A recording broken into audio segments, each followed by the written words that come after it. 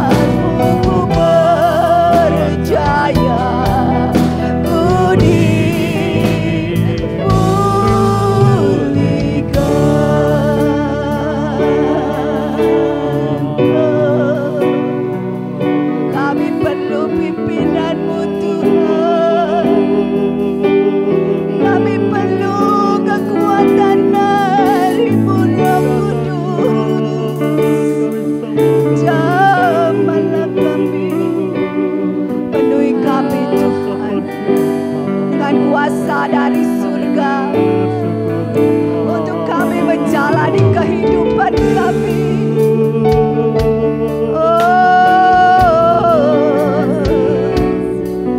Hanya Engkau Tuhan, sumber kekuatan kami. Tuhan Yesus Kristus, Tuhan dan Raja kami. Haleluya. Dengan-Mu Tuhan, kami mampu menghadapi semuanya.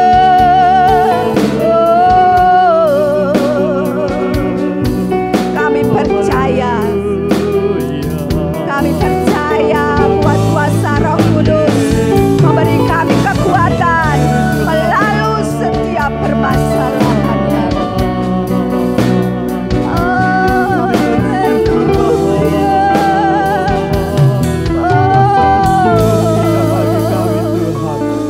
Terima kasih. Bapak, kami mengucap syukur.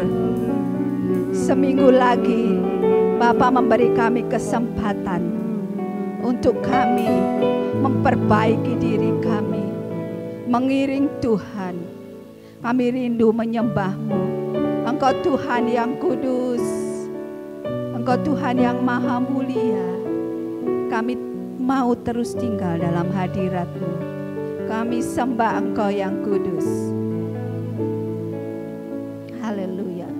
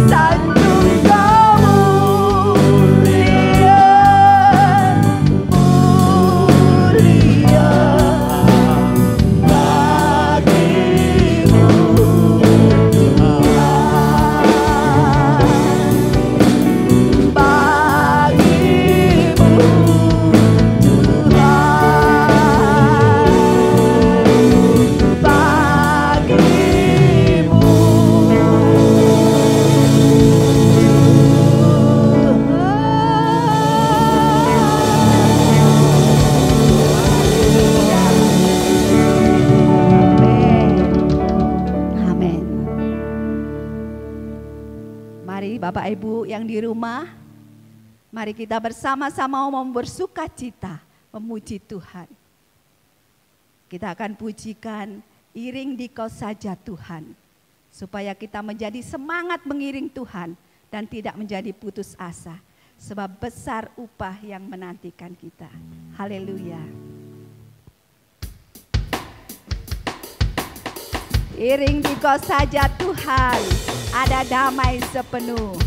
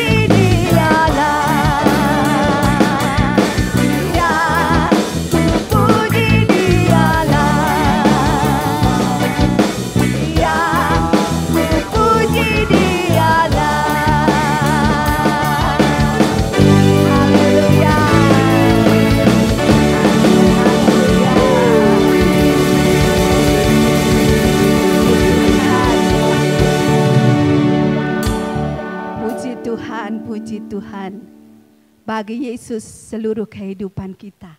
Sebab dialah yang terindah dalam hidup kita. Dialah permata hati kita. Kita pujikan Yesus permataku.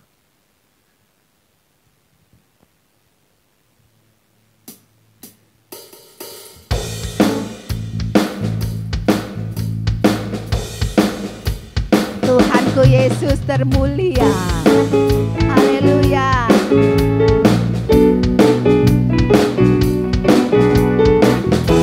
Dialah yang memikat hati kita.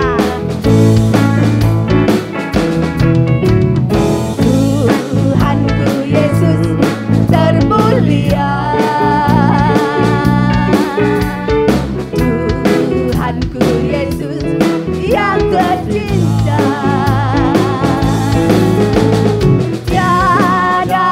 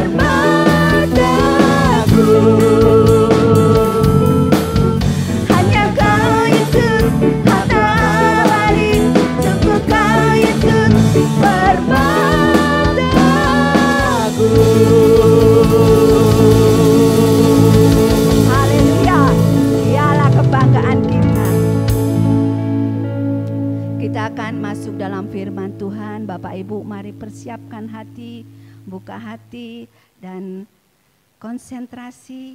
Kita akan iringi dengan pujian, pulihkan aku Tuhan dalam sisa hidupku ini.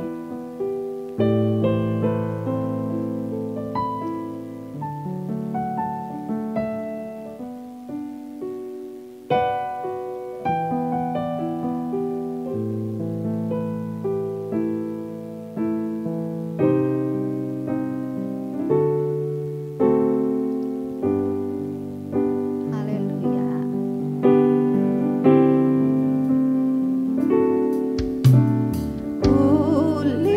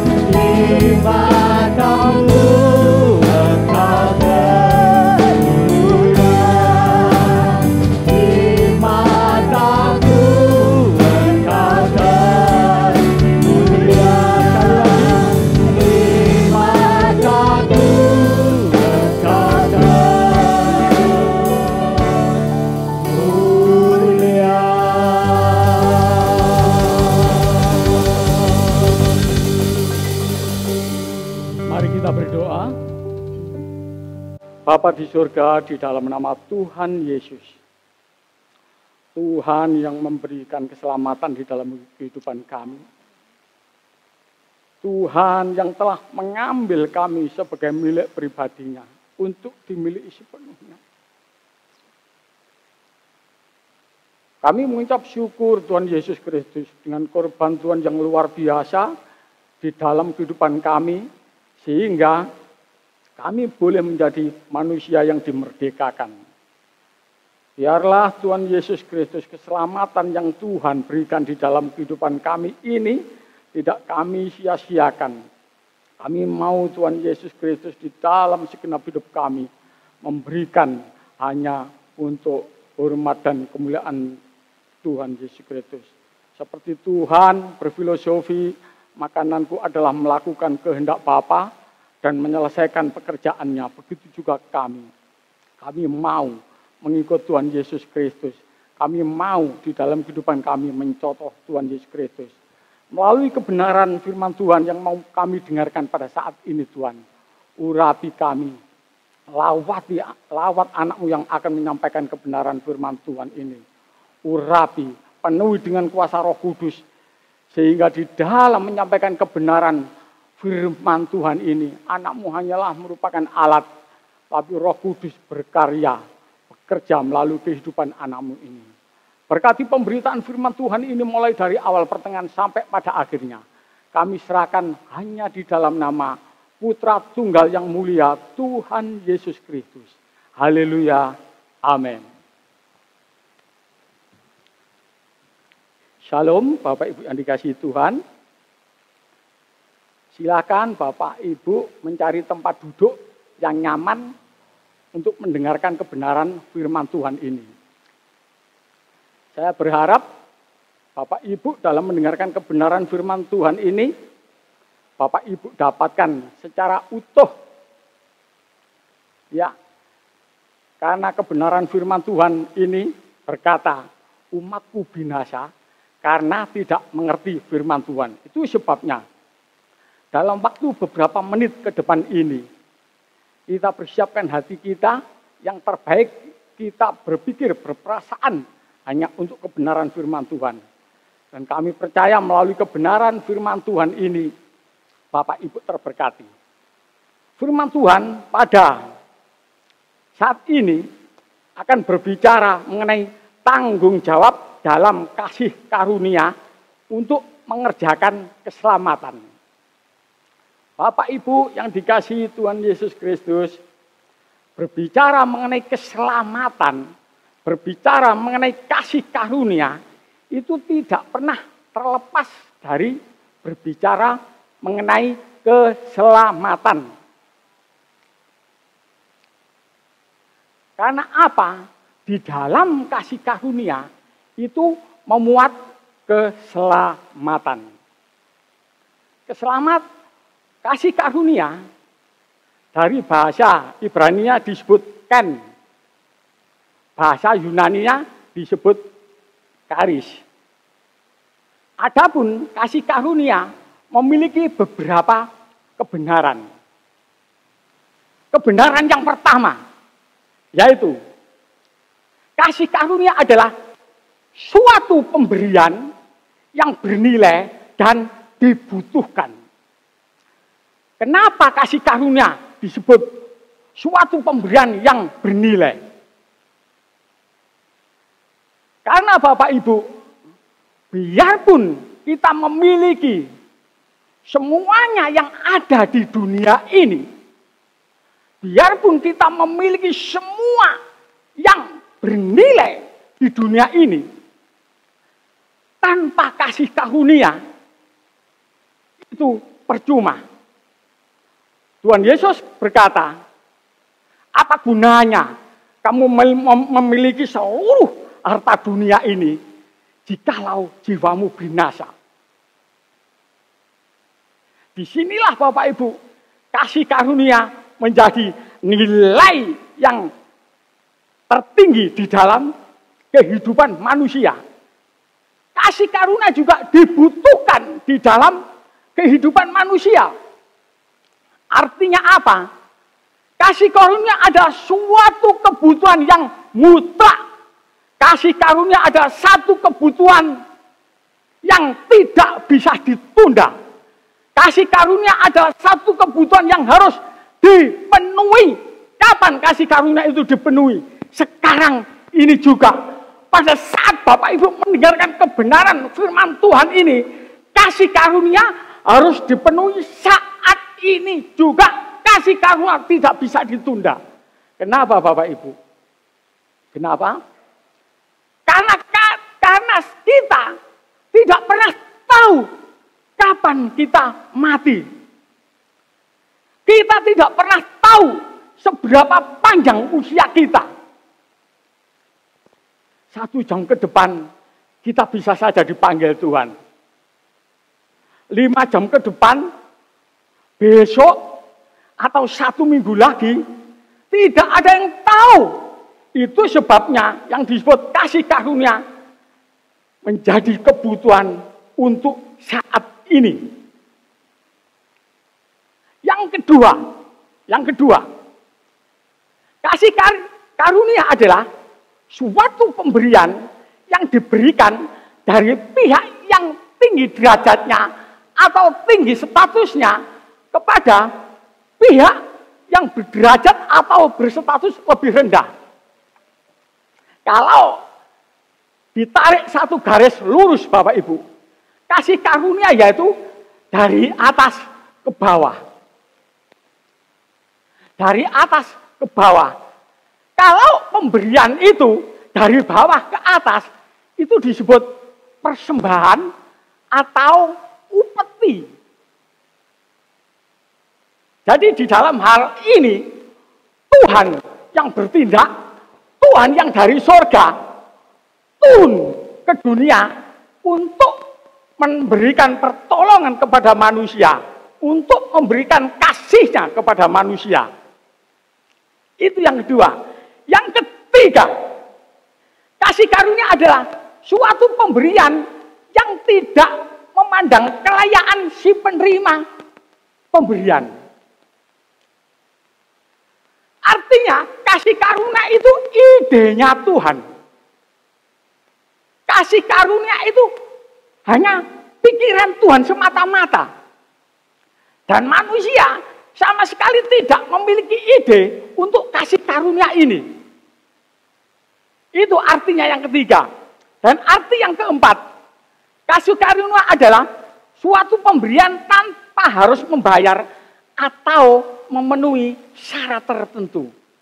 Ada kebenaran firman Tuhan yang berkata seperti ini, karena begitu besar kasih Allah akan dunia ini, sehingga ia telah mengaruniakan anaknya yang tunggal, supaya setiap orang yang percaya kepadanya tidak binasa, melainkan peroleh hidup yang kekal. Kalau toh misalnya seseorang harus membayar kasih karunia atau memenuhi syarat-syaratnya, dia tidak mungkin bisa. Dia tidak mungkin bisa. Karena jelas kebenaran firman Tuhan dikatakan upah dosa adalah maut. Sedangkan semua manusia sudah jatuh ke dalam dosa dan kehilangan kemuliaan Allah. Artinya tidak ada seorang manusia pun yang bisa mengusahakan kasih karunia. Namun Bapak Ibu, di dalam hal ini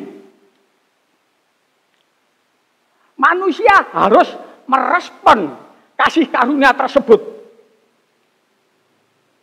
Jadi kasih karunia pada dasarnya adalah mengembalikan manusia untuk menjadi segambar dan serupa dengan Allah. Kasih karunia adalah memperdamaikan manusia dengan Allah. Jadi manusia dikembalikan statusnya. Manusia dikembalikan keberadaannya. Agar apa? Agar manusia bisa bersekutu atau berfellowship dengan Tuhan. Mari kita buka di dalam Ibrani 12 ayat yang ke-14. Apa yang dikatakan dalam surat ini? Ibrani 12 ayat 14. Tujuannya apa? Kasih karunia. Demikian kebenaran firman Tuhan. Berusahalah hidup damai dengan semua orang dan kejarlah kekudusan. Sebab tanpa kekudusan tidak seorang pun akan melihat Tuhan. Kita harus berusaha, kita harus mengejar kekudusan. Sebab tanpa kekudusan tidak seorang pun bisa melihat Tuhan. Manusia sudah jatuh ke dalam dosa. Manusia harus dikembalikan kepada kemuliaan Allah, yaitu dikuduskan dengan darah Tuhan Yesus Kristus yang menguduskan. Dan manusia harus berjuang, manusia harus bertanggung jawab terhadap kasih karunia yang diberikan kepada Tuhan. Tetapi satu hal Bapak Ibu yang harus kita ketahui. Tanggung jawab manusia itu tidak diperhitungkan sebagai jasa. Sama sekali tidak. Perjuangan manusia itu sama sekali tidak diperhitungkan sebagai jasa. Tetapi perjuangan manusia atau tanggung jawab manusia ini diperhitungkan sebagai respon yang harus diberikan kepada manusia. Respon yang diberikan kepada Tuhan, maksud saya. Tanggung jawab dalam kasih karunia artinya melakukan tugas atau memenuhi suatu kewajiban, memikul akibat suatu tindakan keputusan. Jadi begini Bapak Ibu, segala tindakan apapun juga yang dilakukan oleh manusia itu harus dipertanggungjawabkan. Kita tahu semua,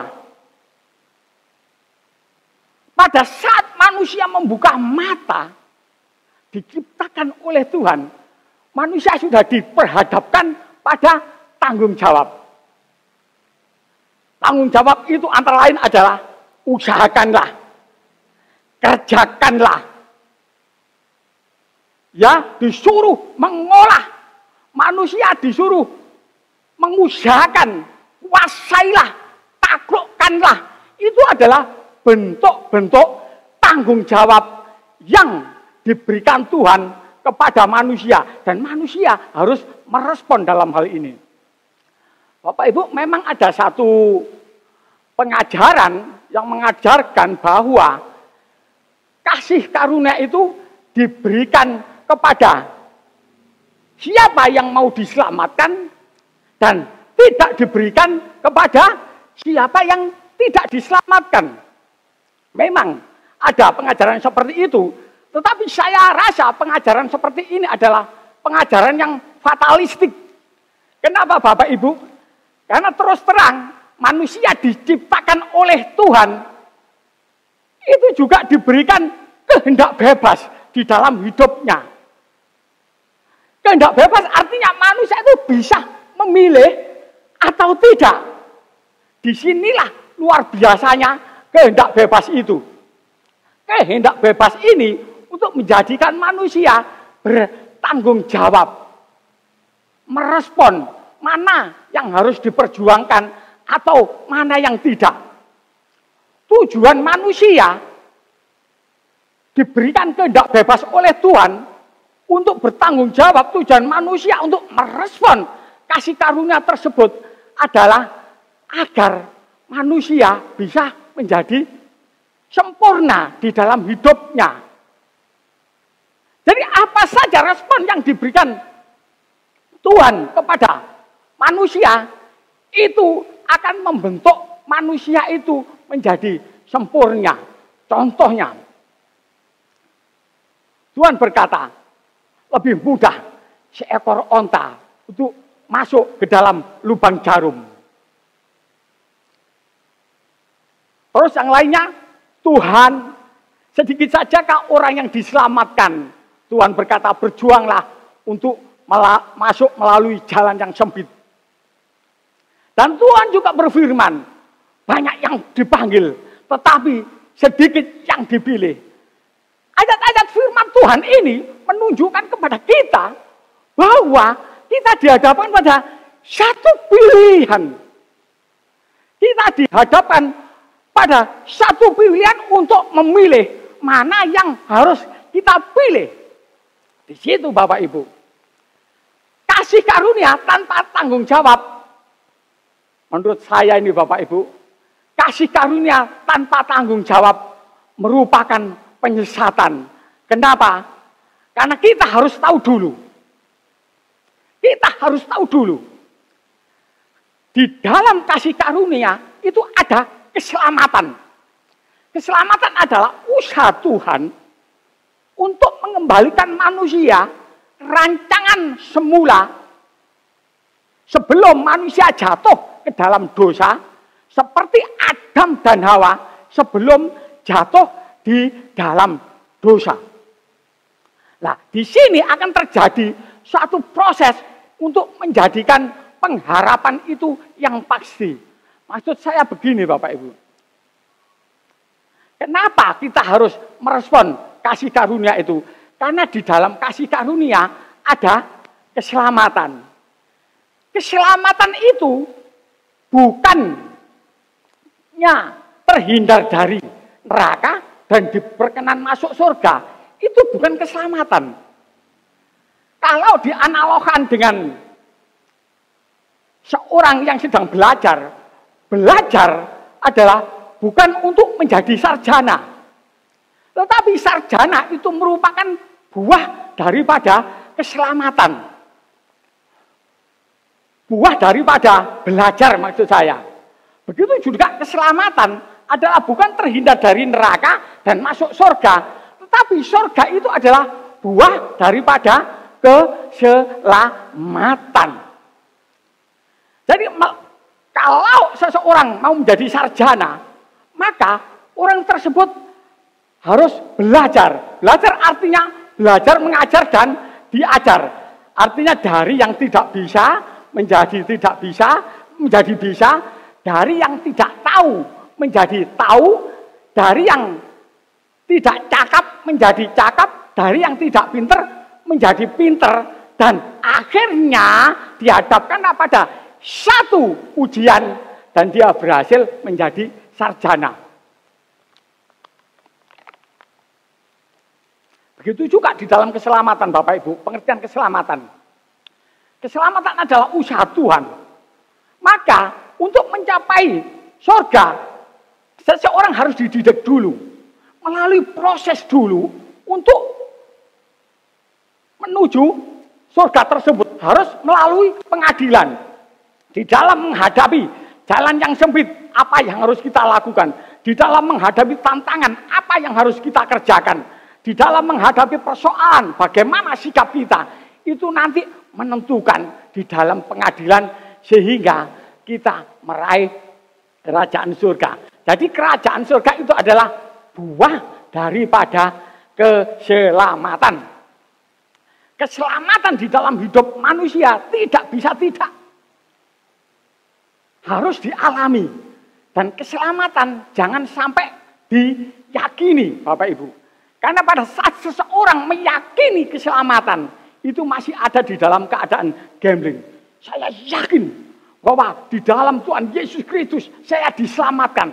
Itu masih dalam keadaan gambling. Tetapi kalau seseorang di dalam hidupnya sudah mengalami dengan Tuhan, maka dia memiliki satu kepastian bahwa keselamatan ada di dalam dia. Mari kita baca dulu dalam kebenaran firman Tuhan yang terdapat dalam Filipi 2 ayat 12. Ini adalah salah satu proses yang diberikan Tuhan di dalam kehidupan manusia agar manusia mengalami keselamatan. Filipi 2 ayat 12 demikian bunyi firman Tuhan. Hai saudara-saudaraku yang kekasih, kamu senantiasa taat, karena itu tetaplah kerjakan keselamatanmu dengan takut dan gentar. Bukan saja seperti waktu aku masih hadir, tetapi terlebih pula sekarang waktu aku tidak hadir. Di dalam ayat ini dikatakan, kerjakanlah keselamatanmu dengan takut dan gentar.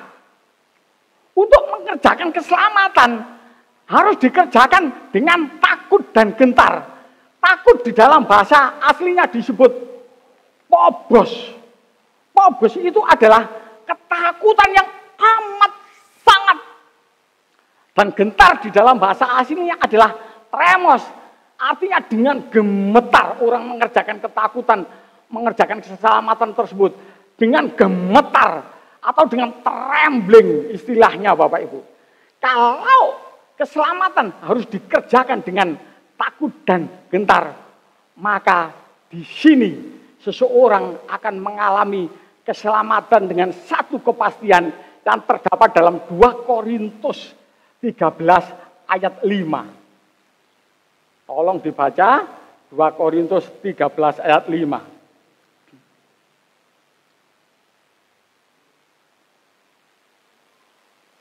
Demikian, ujilah dirimu sendiri. Apakah kamu tetap tegak di dalam iman? Selidikilah dirimu. Apakah kamu tidak yakin akan dirimu bahwa Kristus Yesus ada di dalam diri kamu? Sebab jika tidak demikian, kamu tidak tahan uji. Di sini dikatakan, ujilah dirimu sendiri. Apakah kamu tetap tegak di dalam iman? Ini menunjukkan Bapak Ibu bahwa kasih karunia yang ada di dalam keselamatan, yang di dalam kasih karunia itu ada keselamatan. Kita disuruh menguji diri kita.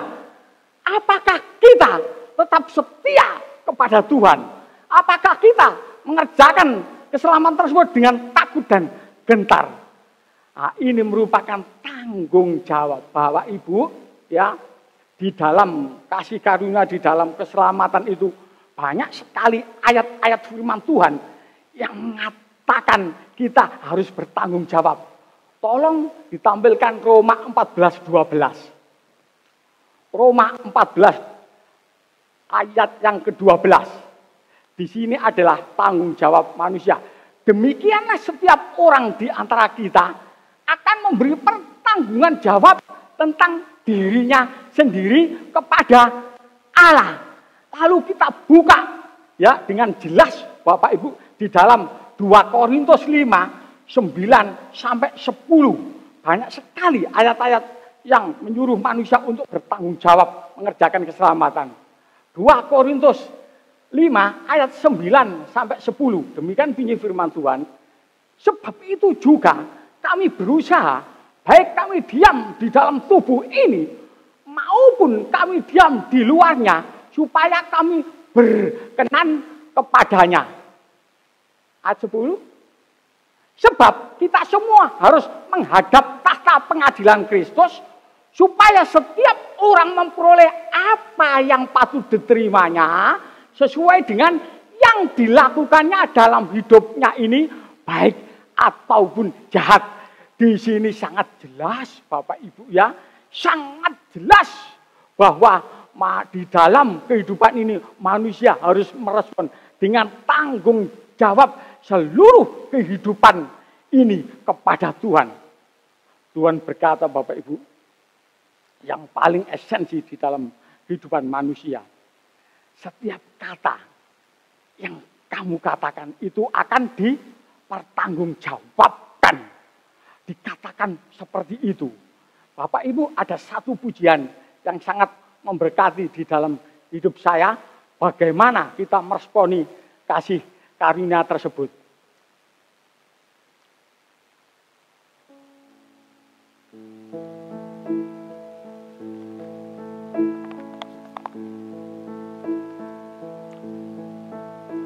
Aku ada ini karena anugerah Tuhan, kasih setiamu yang tiada berkesudahan. Tetes air mataku, sungguh kau yang pedulikan, hanya kau yang mengerti diriku Tuhan. tangan setiamu tuntun sepanjang perjalanan, melewati jurang gunung tinggi pencobaan. Dengan nasihatmu kau ajar aku mengerti, semua ini bawaku ke rumah abadi.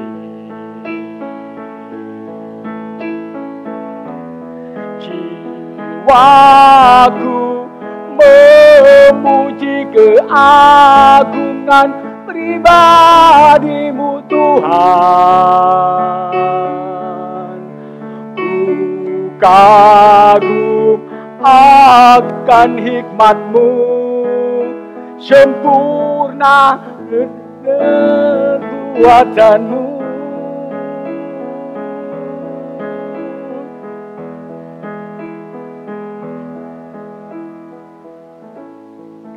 Pujian ini mengatakan bahwa di dalam hidup kita harus memberikan respon anugerah di dalam hidup kita. Jiwaku memuji keagungan pribadimu Tuhan. Ku kagum akan hikmatmu, sempurna kebijaksanaanmu. Selalu ku puji dan ku puja, ku sembah Rajaku. Sangat ku cinta Kau Tuhan, selamanya ku cinta Kau Tuhan.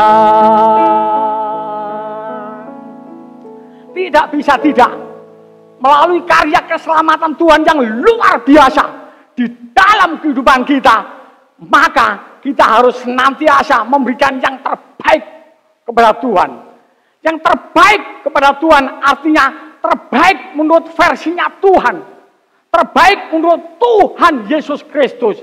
Seperti Tuhan Yesus memberikan yang terbaik kepada Bapa, begitu juga di dalam kehidupan kita harus memberikan yang terbaik untuk Tuhan Yesus. Karena melalui semua karya Tuhan Yesus di dalam kehidupan kita, kita telah menerima keselamatan. Haleluya. Ini adalah hal yang luar biasa Bapak Ibu. Haleluya.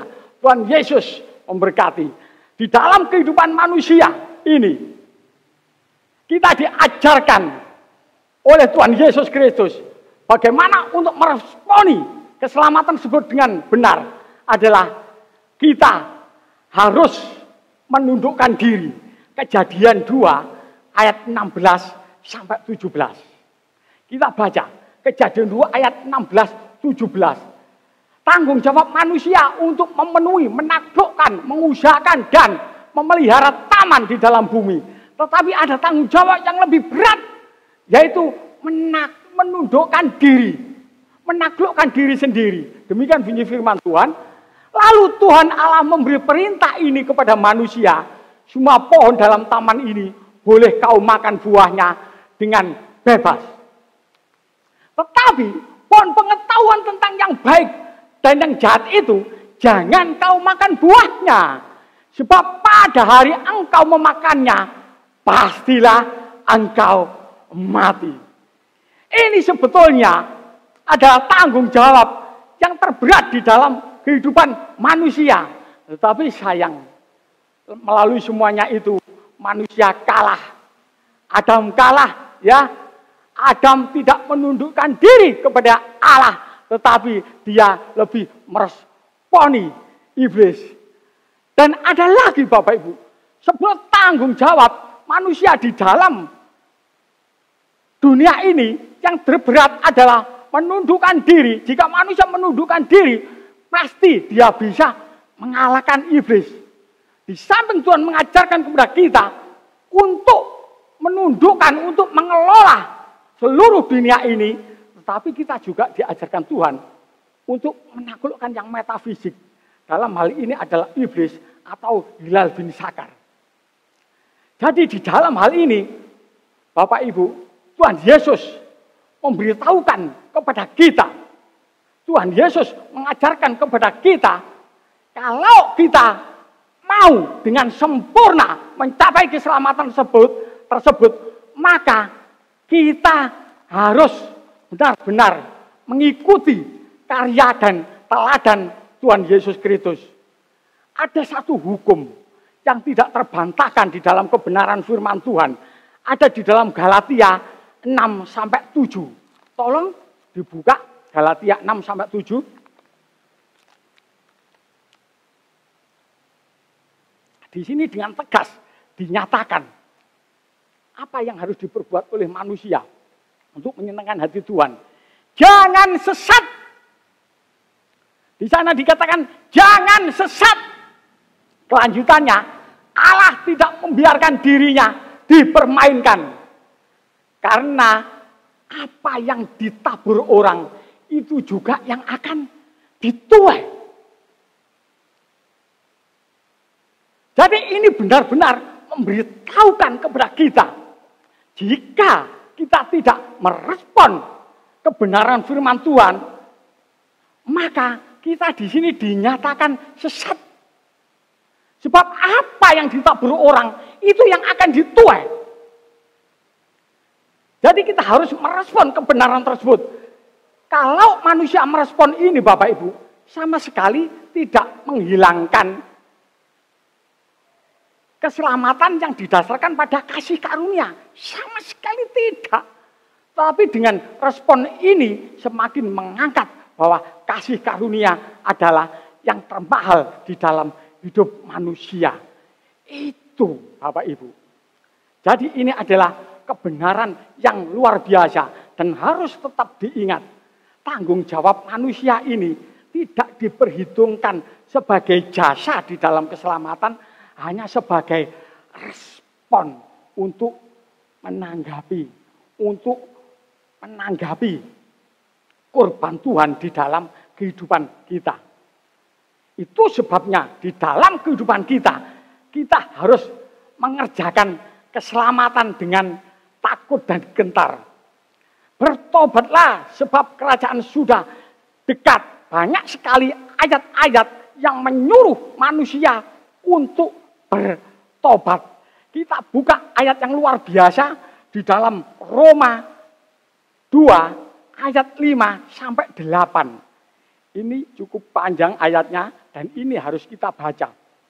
Roma 2 ayat 5-8. Begini bunyi firman Tuhan. Tetapi oleh kekerasan hatimu yang tidak mau bertobat, engkau menimbun murka atas dirimu sendiri pada hari waktu mana murka dan hukuman Allah yang adil akan dinyatakan. Jika ia membalas setiap orang menurut perbuatannya, yaitu hidup kekal kepada mereka yang dengan tekun berbuat baik, mencari kemuliaan, kehormatan, dan ketidakbinasaan, tetapi murka dan geram kepada mereka yang mencari kepentingan sendiri, yang tidak taat kepada kebenaran, melainkan taat kepada kelaliman. Di sini Bapak Ibu. Jadi di sini menunjukkan kalau di dalam hidup kita tidak merespon, tidak mau bertobat, maka kita ada di dalam kebinasaan. Firman Tuhan dengan jelas. Dengan jelas, kalau seseorang sudah merasa bahwa dirinya sudah diselamatkan oleh Tuhan, maka dia harus beribadah dengan takut dan gentar. Dan di dalam dirinya harus senantiasa menjaga kekudusan. Ku bersedia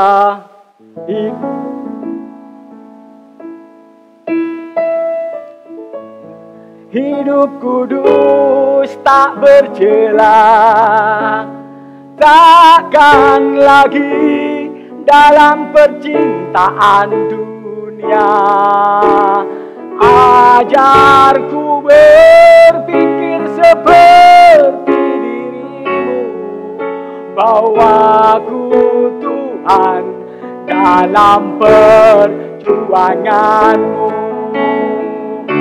Bersedia hidup kudus tak bercela, takkan lagi dalam percintaan dunia. Ajarku berpikir seperti dirimu, bawaku Tuhan dalam perjuanganmu. Pujian ini mengatakan kita harus hidup kudus, tidak bercacat dan tak bercela. Kita harus berjuang untuk hidup kudus, tak bercacat dan tak bercela, untuk berjuang bersama Tuhan, menjadikan satu keselamatan yang utuh di dalam kehidupan kita. Kalau begitu Pak Dwi, bagaimana dengan kebenaran yang ada di dalam Efesus 2 ayat 1? Efesus 2 ayat 1, ya. Efesus 2 ayat 1. Kamu dahulu sudah mati karena pelanggaran-pelanggaran dan dosa-dosamu. Di sana dikatakan kamu dahulu sudah mati. Mati di sini artinya Bapak Ibu bukannya manusia tidak sanggup untuk berbuat baik. Manusia sanggup berbuat baik, tetapi tidak bisa mencapai standar yang Allah berikan di dalam hidup manusia. Karena apa?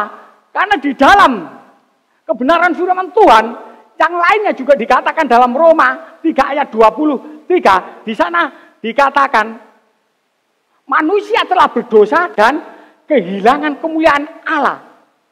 Di sana dikatakan manusia telah berdosa.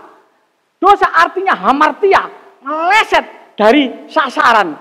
Dan manusia kehilangan kemuliaan Allah, kehilangan, bahasa aslinya disebut hustereo, artinya kurang dari standar.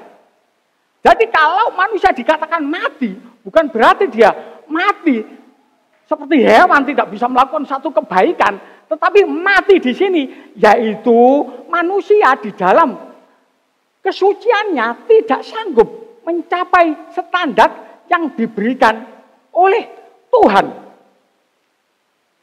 Lah bagaimana untuk mencapai standar kesucian yang diberikan oleh Tuhan? Maka manusia tidak bisa tidak. Manusia harus belajar kebenaran firman Tuhan. Maksud saya firman Tuhan yang benar. Karena di dalam kebenaran firman Tuhan dikatakan iman timbul dari pendengaran, pendengaran akan firman Kristus dan dengan tuntunan Roh Kudus. Kalau seseorang sudah ada di dalam kebenaran firman Tuhan, dituntun oleh Roh Kudus, maka akan terjadi satu kelahiran baru di dalam hidupnya yang sangat luar biasa. Jadi keselamatan itu merupakan proses, iman adalah langkahnya, dan lahir baru itu adalah buahnya. Orang-orang inilah yang disebut dengan manusia yang berkodrat ilahi. Inilah manusia yang bisa merespon dengan benar. Tolong dibuka Filipi 2 ayat 12. Filipi 2 ayat 12. Tolong di sana tetap dibuka dulu ya. Agak lama. Filipi 2 ayat 12. Hei saudara-saudaraku yang kekasih, kamu senantiasa taat, karena itu tetap kerjakanlah keselamatanmu dengan takut dan gentar. Sekarang juga dibuka Filipi 2 ayat yang ke-13.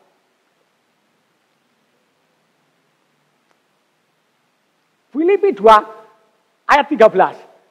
Karena Allah lah yang mengerjakan di dalam kamu baik kemauan maupun pekerjaan menurut kerelaannya.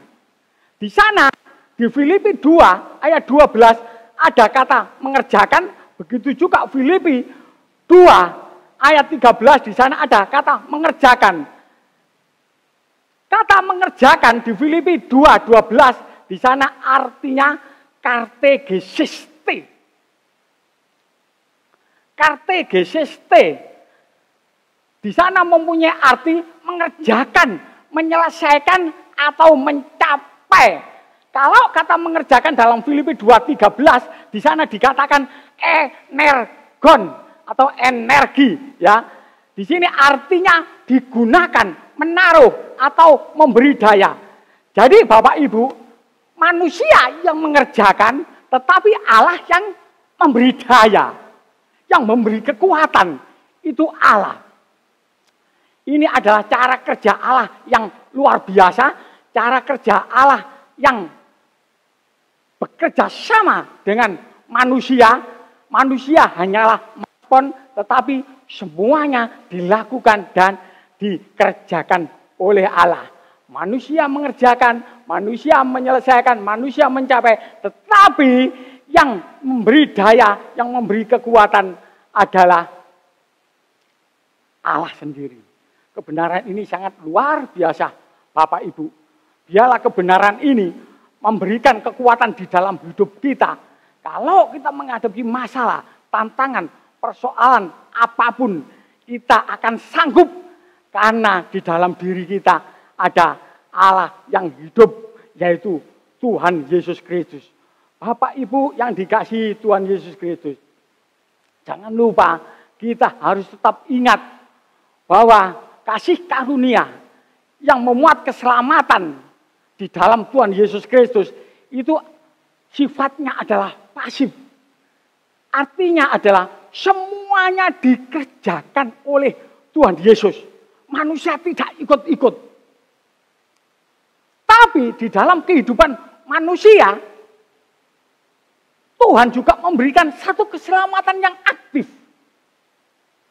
Artinya manusia harus merespon di dalam hal ini. Tolong dibuka dalam Yohanes 17 ayat 17. Yohanes 17 ayat 17. Di sini adalah merupakan keselamatan yang aktif. Kuduskanlah mereka dalam kebenaran. Firman-Mu adalah kebenaran.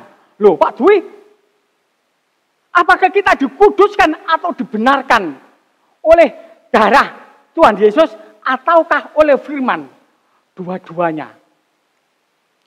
Darah Tuhan Yesus itu menguduskan di dalam hidup kita. Secara pasif semuanya Tuhan yang mengambil alih. Tetapi di dalam Yohanes 17 ayat 17 yang menguduskan hidup kita adalah kebenaran. Ini adalah cara kerja yang sangat luar biasa. Jadi Bapak Ibu, darah Tuhan Yesus menyucikan hidup kita dan firman Tuhan harus kita hidupi di dalam hidup kita untuk menunjukkan siapa Tuhan Yesus Kristus itu. Karena begitu seseorang melihat hidup kita, seseorang melihat tingkah laku kita, seseorang melihat cara berpikir kita, seseorang melihat perasaan kita, tindakan kita, kehendak kita, maka yang dimuliakan adalah Tuhan Yesus Kristus. Haleluya. Ini adalah kebenaran firman Tuhan. Haleluya. Terima kasih Tuhan Yesus. Terima kasih dengan kebenaran firman Tuhan ini.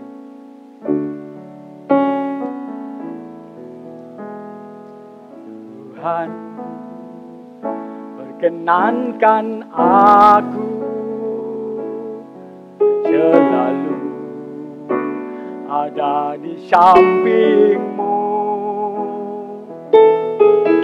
Sejak ku hidup di bumi sampai di keabadian, ku iring Tuhan. Tuhan, ku pegang janji-Ku setia sebagai sahabat-Ku. Sejak ku hidup di bumi sampai di keabadian, ku iring Tuhan. Bersedia bercela, takkan lagi dalam percintaan dunia. Ajarku berpikir seperti dirimu, bawaku Tuhan dalam perjuanganmu. Ku bersedia hidup kudus tak bercela, takkan lagi dalam percintaan dunia. Ajarku berpikir seperti dirimu, bawaku Tuhan dalam perjuanganmu, bawaku Tuhan dalam perjuanganmu, bawaku Tuhan dalam perjuanganmu.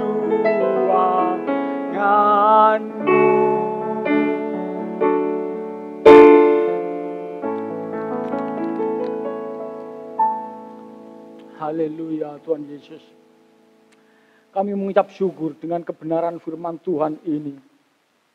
Biarlah Tuhan Yesus di dalam segenap hidup kami boleh menghormati, kami boleh menghargai karya keselamatan Tuhan Yesus di kayu salib yang sangat luar biasa itu. Bagaimana Tuhan Yesus menunjukkan kesetiaan kepada Bapa sampai pada akhirnya tidak bercacat celah. Begitu juga Tuhan, melalui kebenaran firman Tuhan pada saat ini yang sudah kami dengar, biarlah kami juga boleh mengerjakan keselamatan di dalam kehidupan kami dengan takut dan gentar Tuhan, bahwa Tuhan kami akan diperhadapkan pada satu pengadilan di mana kami harus mempertanggungjawabkan keselamatan yang sudah Tuhan berikan di dalam kehidupan kita semuanya. Apa yang sudah kami perbuat untuk Tuhan? Apakah kami hidup seperti Tuhan Yesus hidup? Seperti yang Tuhan katakan, kuduslah kamu, sebab Bapakku adalah kudus. Hendaklah engkau sempurna, seperti Bapakku di surga adalah sempurna. Ialah Tuhan Yesus Kristus dengan sekuat tenaga kami, dengan sekuat kemampuan kami Tuhan. Tuhan yang sudah memberikan teladan di dalam kehidupan kami. Dan Tuhan yang sudah menang di dalam keselamatan tersebut. Maka kami juga pasti menang. Bersama Tuhan Yesus Kristus, bersama kebenaran firman Tuhan, Roh Kudus yang hidup di dalam kehidupan kita, begitu juga melalui pengharapan Allah bekerja dalam segala sesuatu untuk mendatangkan kebaikan bagi kita semuanya. Itu akan terjadi di dalam kehidupan kami semuanya. Saya percaya Tuhan, melalui kebenaran firman Tuhan ini, kami akan menghidupi, kami mau sempurna, dan kami mau serupa dengan Tuhan Yesus Kristus. Terima kasih Tuhan. Biarlah firman Tuhan ini boleh hidup di dalam kehidupan kami semuanya. Sehingga pada saat kami ada di dunia ini, pada saat kami dilihat oleh orang lain di dalam kehidupan kami, Tuhan Yesus hidup di dalam kehidupan kami. Seperti Tuhan Yesus setia kepada Bapa sampai pada akhirnya, begitu juga kami akan setia kepada Bapa seperti Tuhan Yesus setia. Terima kasih Bapa di surga. Biarlah firman Tuhan ini hidup di dalam kehidupan kami, mendarah daging di dalam kehidupan kami, dan menguasai kami, menjadikan kami berpikir, berperasaan dan berkehendak seperti Bapa di surga yang sudah diteladankan oleh Tuhan Yesus Kristus. Terima kasih Tuhan. Pada saat ini juga Tuhan, kami juga berdoa untuk bangsa dan negara kami. Berkati bangsa dan negara kami ini Tuhan. Lalukan bangsa kami Tuhan melalui wabah COVID ini Tuhan. Kami mohon Yesus Kristus, karya Tuhan terjadi kepada bangsa kami ini Tuhan. Sehingga Tuhan, COVID-19 ini boleh kami lalui dengan kemenangan bersama Tuhan. Bapa di surga, demikianlah kebenaran firman Tuhan, dan pada saatnya kami akan menerima berkat yang daripada Bapa di surga.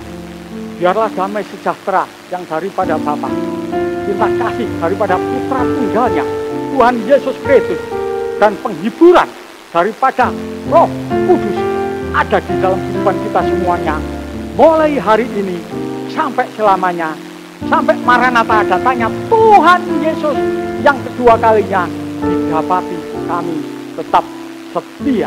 Dalam nama Tuhan Yesus Kristus yang diberkati bersama saya katakan amin.